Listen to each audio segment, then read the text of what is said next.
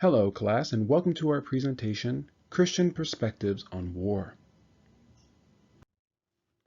Now, Christian attitudes on war are complicated. Why? Because on the one hand, pacifist teachings are prominent in the New Testament, so one could argue that the foundational sacred texts of Christianity are anti-war. But on the other hand, Christian civilizations have engaged in wars, which has led to the development of a just war ethic. So Christianity is kind of like somewhere in between pacifism and just war theory. So in this presentation, we will study three major things: teachings on war in the New Testament, the teachings on just war by the 5th century theologian St. Augustine, and then we'll talk about some contemporary Christian views on war. So let's first begin with the foundational sacred texts. Let's talk about teachings on war in the New Testament. So what we're going to find is that in the gospel writings or in the teachings of Jesus, perspectives on war are overwhelmingly pacifist. So the first teaching that we find in the New Testament is love your enemies and do not resist violence. So as it is written here in the Sermon on the Mount, Jesus says, "You have heard that it was said, an eye for an eye and a tooth for a tooth. But I say to you, do not resist an evildoer. But if anyone strikes you on the right cheek, turn the other also. You have heard that it was said, you shall love your neighbor and hate your enemy. But I say to you, love your enemies and pray for those who persecute you." Secondly, Jesus teaches that those who take up the sword die by the sword. And as is here toward the end of the book of Matthew, then they came and laid hands on Jesus and arrested him. Suddenly one of those with Jesus put his hand on his sword, drew it, and struck the slave of the high priest, cutting off his ear. Then Jesus said to him, "Put your sword back into its place, for all who take the sword will perish by the sword."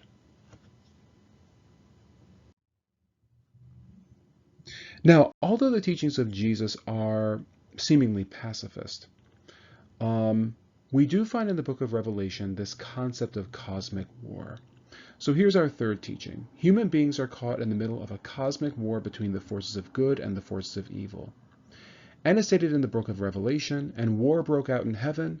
Michael and his angels fought against the dragon. The dragon and his angels fought back, but they were defeated, and there was no longer any place for them in heaven.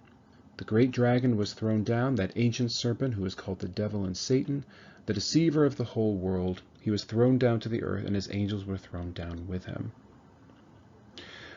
So in other words, even though Jesus teaches that kind of like a policy of like non-resistance in the New Testament or in the Gospels, in Revelation we're kind of introduced to this idea that the earth is like a battleground between angels and demons, between the forces of good and the forces of evil. So there is some kind of like a war going on in the universe between like these great cosmic forces. So with this in mind, let's talk about the teachings of St. Augustine. His perspectives on war are by far the most influential in the Christian tradition. So to begin, St. Augustine argues that there is such a thing as just war in the eyes of God. As he writes, a just war is wont to be described as one that avenges wrongs, when a nation or state has to be punished for refusing to make amends for the wrongs inflicted by its subjects, or to restore what it has seized unjustly. So when a nation or state is involved in wrongdoing, then it is justified in the eyes of God to wage war against them. However, Augustine emphasizes that the aim of a just war is peace. As he writes again, "It is therefore with a desire for peace that wars are waged, even by those who take pleasure in exercising their warlike nature in command and battle. And hence it is obvious that peace is the end sought for by war. For every man seeks peace by waging war, but no man seeks war by making peace." Now, along the lines of teaching number 2, St. Augustine also emphasizes that Christian soldiers are to be peacemakers. So as he writes, "Therefore, even in waging war, cherish the spirit of a peacemaker, that by conquering those whom you attack, you may lead them back to the advantages of peace. For our Lord says, "Blessed are the peacemakers, for they shall be called the children of God." So a Christian soldier is to be a peacemaker, and is to lead, in this case, his enemies back to a state of peace. Furthermore, a Christian soldier can please God through just military service. As Augustine writes again, "Do not think that it is impossible for anyone to please God while engaged in active military service. Among such persons was the holy David, to whom God gave so great a testimony." So in other words, St. Augustine is going back into what Christians call the Old Testament, back to King David, saying that, well, David was a servant of God and he was a warrior.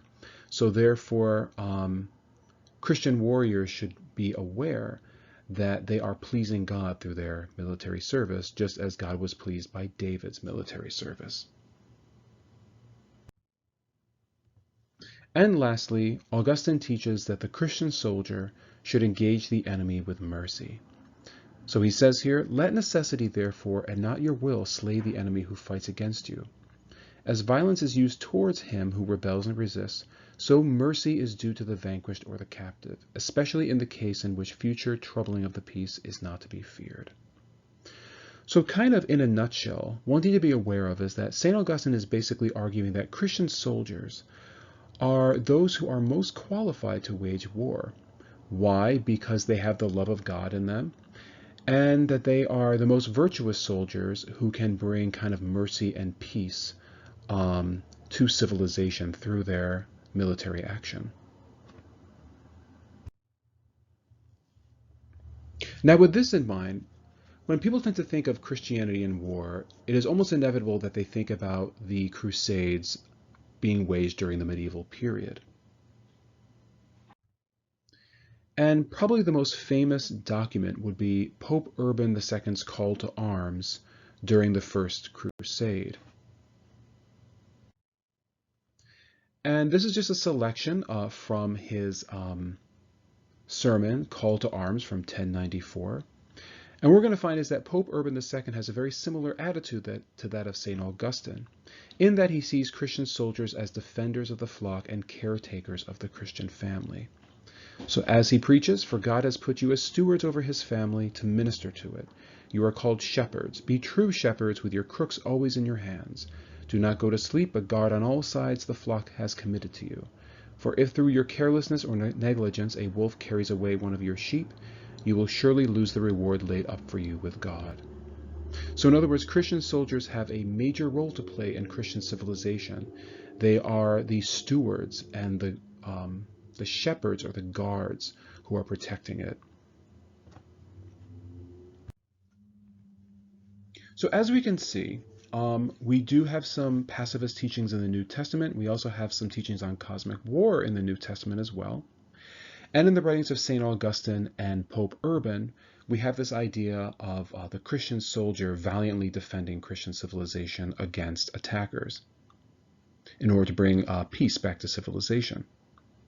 Now, in the 20th century, we find that Christian teaching takes a more pacifist turn. So in Vatican II, in the 1960s, there is this teaching by the Roman Catholic Church that war is a violation of God's natural law.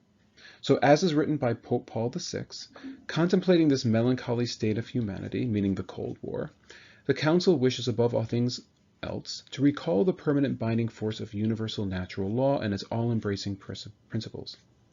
Any act of war aimed indiscriminately at the destruction of entire cities of extensive areas along with their population is a crime against God and man himself.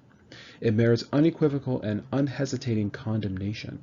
The arms race is an utterly treacherous trap for humanity and one which ensnares the poor to an intolerable degree. Divine Providence urgently demands of us that we free ourselves from the age-old slavery of war. And the famous Christian pacifist Stanley Hauerwas writes the following. He says, "What I find absolutely crucial is reflecting on Christ's death and resurrection. What that means is that God would rather die, God would rather have God's own Son die, than to redeem the world through violence. And that central story is what Christians are about." So in other words, Jesus did not resist the crucifixion. He allowed himself to die rather than use violence. And so Christians in the contemporary period should model their lives after Christ and should also engage in non-resistance and rather die rather than using violence. So in conclusion, pacifist teachings are prominent in the New Testament. But there does also exist the motif of a cosmic war in the New Testament as found in the book of Revelation. And over time, Christian theologians like St. Augustine and Pope Pius II have developed Christian just war theories. And in the late 20th century, however, Roman Catholic attitudes toward war have become more pacifist in nature.